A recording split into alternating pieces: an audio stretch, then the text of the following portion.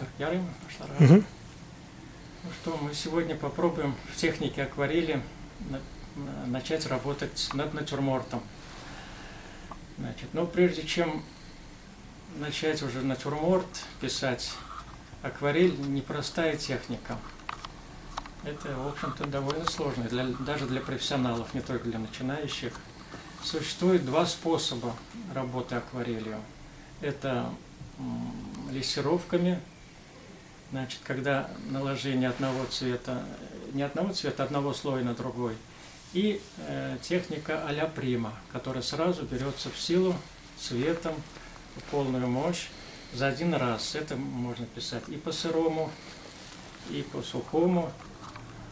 Но прежде чем начать писать, как вот можно сказать, если так, живой натюрморт, предметы, которые складываются, натюрморт из предметов, предметы должны быть немножко тематически связаны между собой. Это или фрукты, или овощи, или что-то связано со столярным делом, там, с слесарным. В общем, чтобы это не было эклектикой, чтобы, допустим, какой-то утюг и вдруг ваза хрустальная, они друг к другу не подходят. Значит, при подборе предметов на натюрморт, наверное, лучше подбирать предметы, которые близко знакомы, которые уже были в употреблении много раз. Даже старые вещи иногда немножко более интересно рисовать и писать, вернее, акварелью, чем новые, которые еще не прижились для художника, скажем, или для хозяйки, там, для хозяев. Вот. Ну, опять, прежде чем начать, вот для начинающих художников, которые будут работать акварелью, эта техника не очень простая, я уже говорил об этом. Делают подготовительные упражнения. Это вот, если мы возьмем технику лессировок, то вот в акварельных красках, вот я показываю, значит, акварельные краски, это, наверное, лучшие краски. То, что у нас производят, это краска Ленинград, где 24 цвета. Ленинград 1, Ленинград 2, там 16 цветов, там 16 цветов. Вот. Но самый лучший для работы, конечно, это вот купить, если можно. Там, в общем-то, в продаже они есть, свободно, уже в коробочке. Тут и палитра есть. Если палитры нет, если только коробочку покупать, то, значит, можно палитру сделать из стекла, под низ подложить белую бумагу или приклеить, или на белой тарелочке можно разводить краски. Значит, акварель, почему сложная техника? Она, как бы, краски накладываются прозрачно, чем вот бумага работает как белый цвет. Значит, если при натюрморте, когда мы пишем самые светлые места, можно оставить белую бумагу, особенно там, где блик существует, если это округлая форма, или световая часть предмета. Ну, я немножко, может быть, перескочил, как бы опять вернемся к началу. То, что вначале надо испробовать, потренироваться красками. Существуют более прозрачные краски, и существуют немножко плотные, которые матово смотрятся, и они кроющие, что ли. И вот потренироваться надо много раз, чтобы почувствовать краску, сколько воды нужно, сколько нужно, значит, краски смешивать, чтобы это было и не очень густо, и не очень жидко. При лессировках начинают обычно, ну, одним тоном, после полного высыхания уже покрывают второй слой тем же цветом, тем же разведенной, значит, краской с водой.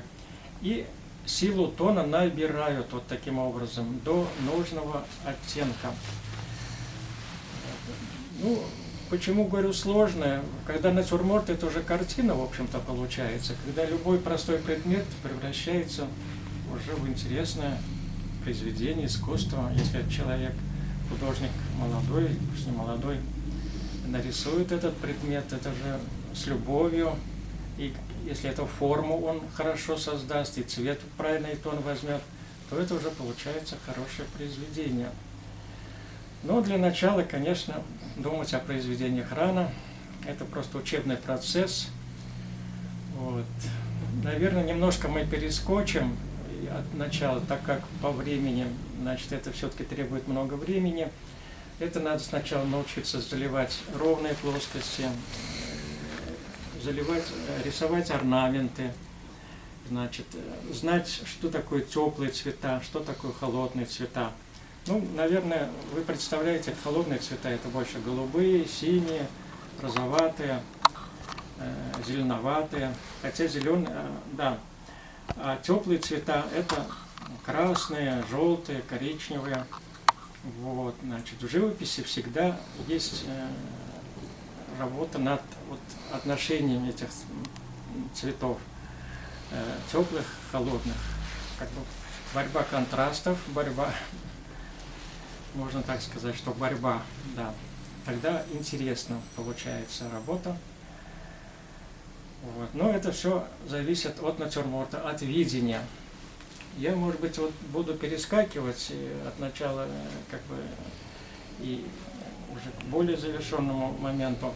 То художник, кроме всего этого, должен еще научиться видеть в целом предметы. Не отдельные предметы рисовать, а видеть в целом. Потому что если отдельно нарисовать какой-то предмет, фрукт или овощ, то потом рядом другой предмет, они могут быть по отдельности хорошо сделаны, а рядом сочетаться уже не будут, потому что когда цельное видение идет натюрморта, то немножко отношения цветов могут меняться.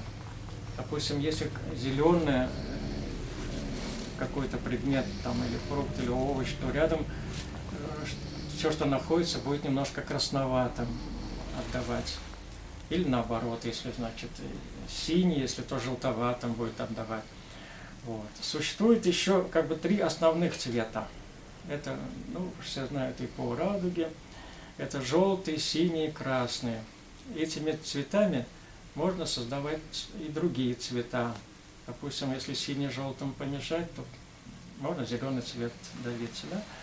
Если помешать красный с желтым, оранжевый цвет получается. Поэтому смешивать краски надо научиться тоже на палитре или в учебном процессе до того, как уже начать делать натюрморт. Был да купсились. Потому что мы